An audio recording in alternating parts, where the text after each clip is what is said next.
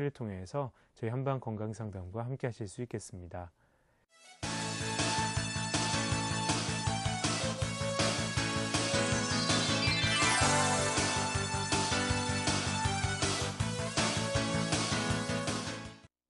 한방건강상담, 오늘은 성동구 유창길 한의원의 유창길 원장님 모셨습니다. 바로 만나뵙겠습니다. 원장님 안녕하세요. 네, 안녕하세요. 네, 반갑습니다. 자, 오늘 미니 강의 준비하신 내용은 어떤 건가요? 네, 류마티스가 있는 분들 중에서 턱관절의 통증이나 턱관절의 기능 장애를 가지고 계신 분들이 꽤 많습니다.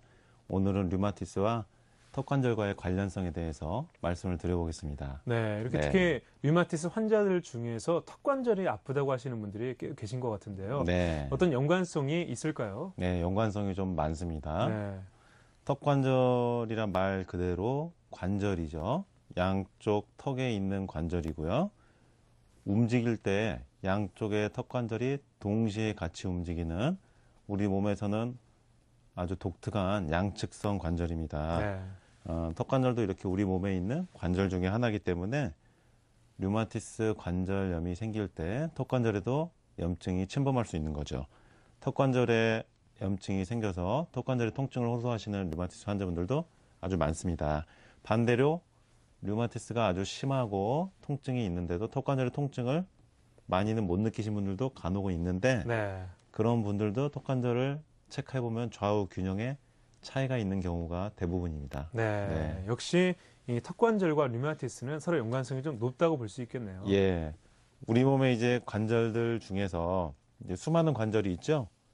그런데 이제 잠을 잘 때도 쉬지 않고 움직이는 관절이 있습니다. 네. 어떤 관절일까요? 턱이 아닐까요? 예, 오늘 주제가 턱이니까, 네. 턱관절이니까 이제 답이 턱으로 예상을 하시는데, 맞습니다. 턱관절인데, 관절이란 게 원래 사람이 운동을 하고, 이렇게 행동을 할 때 이제 움직이는 건데, 네. 턱관절은 이제 얼굴, 두개골 하악과 상악 사이에 있는데, 잠을 잘 때도 우리가 안 움직인 것 같지만 움직입니다. 예. 사람이 낮에 깨어있을 때는 30초에 한 번씩 침을 삼키고요. 잠을 잘 때는 1분에 한 번씩 침을 삼키게 되는데, 이 침 삼키는 동작이 우리 사람이 심장이 뛰는 것처럼 생리적으로 무조건 일어나는 동작입니다. 예. 그래서 침을 삼키려면은 턱관절이 움직이면서 양쪽 어금니가 살짝 닫고 혀가 입천장을 밀어주면서 침을 삼키게 되는 건데, 이 어금니가 닿지 않고선 침을 삼킬 수가 없습니다. 지금 한번 침 한번 삼켜보시면은 어금니가 이렇게 살짝 네. 이렇게 닿습니다. 그래서 침을 삼키는 동작은 사람이라면 누구든지 낮에는 30초에 한 번, 밤에는 1분에 한 번, 하루 중에서 유일하게 밤낮으로 쉬지 않고 계속 사용을 하는 관절이기 때문에 사람이 죽기 전까지, 심장이 멎기 전까지는 계속 움직이는 관절이에요. 예. 그러니까 우리 몸에서 있는 여러 관절 중에서 사실은 죽을 때까지 일을 제일 많이 하는, 활동량이 제일 많은 관절이라고도 볼 수가 있습니다. 그렇기 때문에 알게 모르게 턱관절 사용량이 많고 움직임이 많기 때문에 턱관절에 문제가 생긴 경우가 많고, 특히나 오늘 말씀드리는 류마티스가 있는 분들 중에서 턱관절에 이상이 생기는 경우는 거의 대부분이라고 보시면 되겠습니다. 네, 그렇군요. 그렇다면 궁금한 게 이 턱관절 증상은 류마티스 초기부터 생기는 것인지 예. 아니면 발병 이후에 좀 시간이 경과된 다음에 생기는 것인지 궁금한데요. 네네. 류마티스가 처음 시작될 때 턱관절 통증과 함께 시작되신 경우가 있고요. 이렇게 류마티스 발병 초기부터 턱관절에 통증이 나오신 분들은 온몸 전신으로 통증이 아주 극심하게 나오신 경우가 많습니다. 이렇게 턱관절 통증이 나오면서 전신 통증이 나오신 분들은 발병 초기 아주 너무나 힘듭니다. 통증이 정신을 차릴 수가 없을 정도로 온몸이 아프고요. 이런 증상이 나올 때 근데 혈액 검사를 해보면 류마티스 인자는 음성으로 나오거나 그렇게 돼가지고 류마티스로 진단은 나오지 않는데 간혹 섬유근통 증후군으로 진단받는 경우도 있고요. 복합부위 통증 증후군으로 진단받는 경우도 있습니다. 또 류마티스가 처음 생길 때는 턱관절 증상이 없다가 진행이 점점 되면서부터 턱관절에 통증을 호소하시는 경우도 있습니다. 네. 일단 턱관절이 아프다고 호소하시는 분들을 보면 입이 좀 잘 안 벌어지시거든요. 네, 그렇죠. 턱이 벌어져 줘야지 입이 벌어지기 때문에 네. 턱관절 안에 있는 디스크가 부드럽게 관절 내에서 빠져나왔다 들어갔다를 해줘야지 입이 부드럽게 닫히고 열리고 하는 건데, 류마티스 환자분들이 턱 관절에 염증이 생기면은 입을 벌리거나 다무는 동작을 하기가 좀 힘들어집니다. 네. 그리고 턱 관절에 이상이 있을 경우는 최대한 입을 벌려도 원래는 2지, 3지, 4지 세 개의 손가락이 입을 벌릴 때 들어가줘야 됩니다. 네. 근데 이게 안 될 정도로 입이 안 벌어지신 경우도 꽤 많습니다. 그렇군요. 네. 그 턱이 아프고 입이 잘 안 벌어진다면 식사하는데도 역시 좀 지장이 있겠네요. 예. 아무래도 입이 벌어져야지 식사를 하시니까 네. 류마티스 환자분들 중에서 턱관절에 증상이 있는 분들의 특징적인 게 조조강직 현상이 턱관절에도 나타날 수가 있습니다. 네. 그래서 아침에 일어나서 입을 벌리는 동작이 턱이 뻑뻑해서 잘 안 되는 겁니다. 그래서 아침에 일어나서 식사하기가 힘든 거죠. 이렇게 턱관절 때문에 식사하는 거에서 불편이 생기고 씹는 동작에서 불편함이 생겨서 드시는 게 시원찮아져서 체중이 빠지신 경우도 있어요. 제가 치료해드린 류마티스 환자분 중에서 어떤 분은 매일 아침마다 이 턱관절 통증이 너무 심하면서 입이 안 벌어지다 보니까 식사하시다가 숟가락과 젓가락을 던져버렸다고 이렇게 하시는 경우도 있습니다. 그 정도로 사람을 아주 미치게 할 정도의 통증이 생기기도 합니다. 턱관절이. 네. 이렇게 잘 먹지를 못하게 되면 이제 체중이 빠지게 되는 거고, 그리고 간혹은 침 삼킬 때마다 목구멍에서 뭐가 이렇게 아프다. 목구멍 안쪽이. 그 다음에 목 안에 뭐가 걸려 있거나 가래가 낀 느낌, 또는 목 앞쪽에 갑상선이나 임파선 쪽이가 부어오르거나 네. 이런 경우도 있습니다. 그렇군요. 네. 이 턱관절에 이상이 있으면 역시 아무래도 가까운 부위, 입 주변, 네. 그리고 또 어깨 이런 쪽부터 이상이 좀 오지 않나 싶은데요. 그렇죠. 그 턱관절 주변 부위로 일단 먼저 이상이 느껴지기가 쉬운데, 네. 일단 턱이 잘 안 벌어진다든가, 귀 앞쪽 턱관절 부위가 통증이 있다든가, 입을 벌릴 때 턱관절 부위에서 딱 소리가 나거나, 입 벌리다가 한번 딱 소리 나면서 턱이 또 안 빠져서 안 들어오는 경우도 있어요.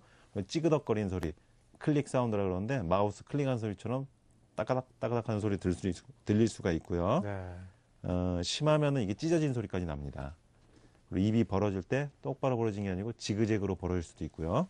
그 다음에 아까 말씀드린 것처럼 임파선이나 갑상선 쪽, 목 앞쪽이 부을 수가 있고, 일단은 목덜미가 뻣뻣해지면서 만성 피로 증상을 느끼는 경우가 대부분입니다. 그리고 어깨가 뻑뻑해서 안 돌아가는 경우도 있고, 그 다음에 외관적인 변화로는 턱관절이 틀어지면은 얼굴의 좌우가 비대칭으로 돼요. 얼굴이 좌우에 얼굴이 달라지는 겁니다. 네. 네. 그럼 이 턱관절에 이상이 있으면 얼굴 형태도 좀 변할 수 있는 건가요? 네, 그렇습니다.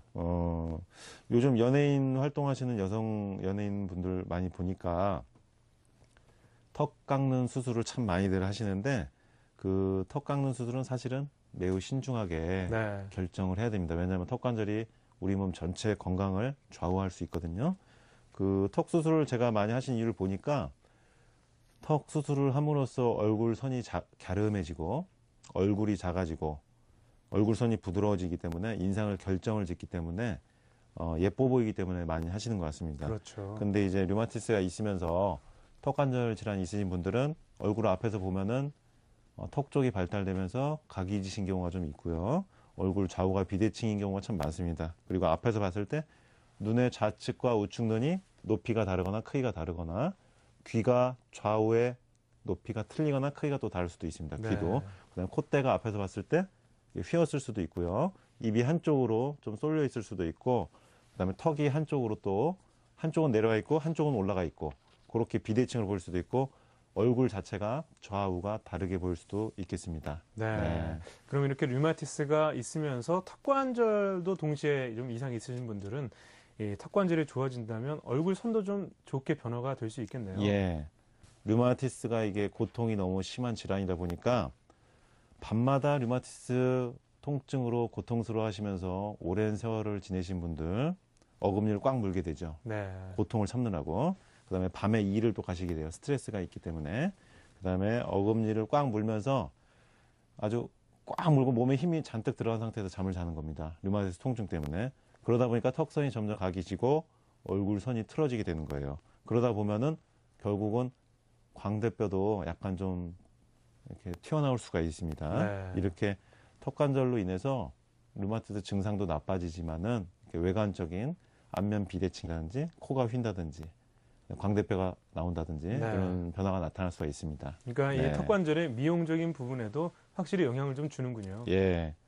제가 이제 류마티스 치료해드리면서 처음 진찰 시 얼굴 사진을 찍고 치료 종료 시점에 또 얼굴 사진을 찍으면서 이제 비교를 합니다. 물론 이제 그거는 환자분하고 이제 저만 보는 건데, 치료 끝나는 시점에 얼굴을 치료 시작 때하고 비교를 해보면은, 전혀 다른 사람의 얼굴이 됩니다. 네. 간혹은 이제 류마티스 증상이 좋아진 것보다 얼굴이 작아지고 턱선이 갸름해지고 광대뼈들하고 콧대가 좀 높아집니다.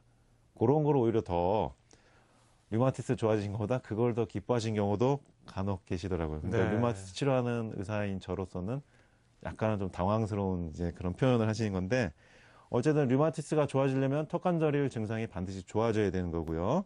턱관절 증상이 좋아지면은 얼굴이 예뻐지면서 결국 류마티스 증상도 좋아지는 겁니다. 그러니까 네. 몸이 건강해지면 얼굴선이 결국 부드러워지고 인상이 밝아집니다. 그렇기 때문에 턱관절하고 류마티스는 밀접한 연관이 있고요.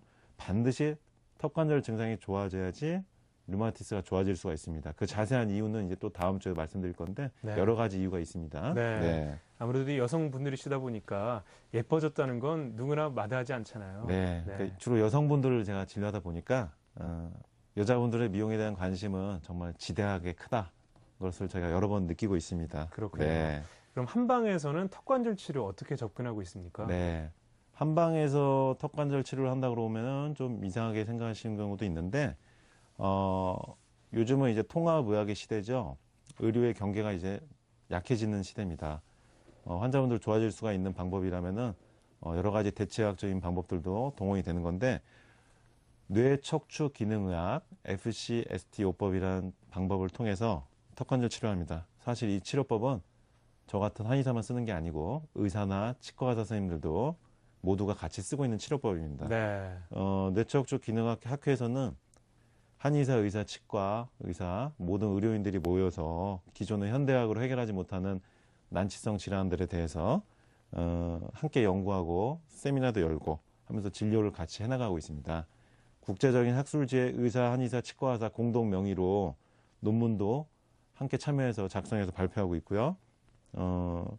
그런데 이제 이 FCST 뇌척추 기능학 요 요법에서는 TBA라는 구강내 장치를 사용합니다. 네. 이 구강내 장치를 입안에 착용하고 밤에 잠을 자는 거예요. 사람이 밤에 잠을 잘 때 1분에 한 번씩 침을 삼키게 되면서 어금니가 닿는다 말씀드렸죠? 밤에 잠을 자면서 1분에 한 번씩 어금니가 닿을 때마다 그 TBA라는 구강내 장치가 턱관절의 균형을 1분에 한 번씩마다 맞춰줍니다. 네. 1분에 한 번씩 그렇게 치료를 해주는 거예요. 사실은 우리 몸에. 이 TBA라는 구강내 장치를 착용하고 매일매일 꾸준히 자면서 생활을 하시다 보면은 턱관절의 좌우 균형이 맞춰지면서 서서히 두개골의 형태부터 변화가 오면서 얼굴의 형태가 이제 조금씩 변하는 겁니다. 그러다 보면 아까 말씀드린 것처럼 얼굴 턱선이 갸름해지고 얼굴이 작아지고요. 얼굴이 앞면 좌우 대칭으로 변하고 그러면서 광대뼈는 들어가기 때문에 콧대는 자연스럽게 높아지고 그리고 점점 예뻐지는 거죠. 여자분들이. 네. 여자 류마티스 환자분들이 너무나 바라시는 예뻐지는 미용적인 좋은 변화도 나타나게 되지만은 류마티스 증상이 일단 좋아지는 겁니다.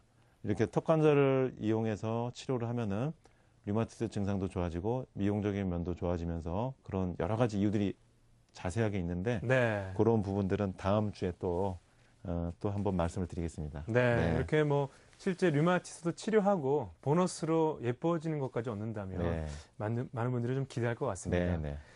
네, 오늘 류마티스의 또 턱관절 질환에 대해서 오늘 유창길 원장님과 함께 미니 강의 시간 가져봤습니다. 많은 분들에게 도움이 됐기를 바라고요. 오늘도 여러분들의 상담 전화 받겠습니다. 서울 02-817-6702번으로 전화 주시면 오늘 유창길 원장님과 함께 상담하실 수 있겠습니다.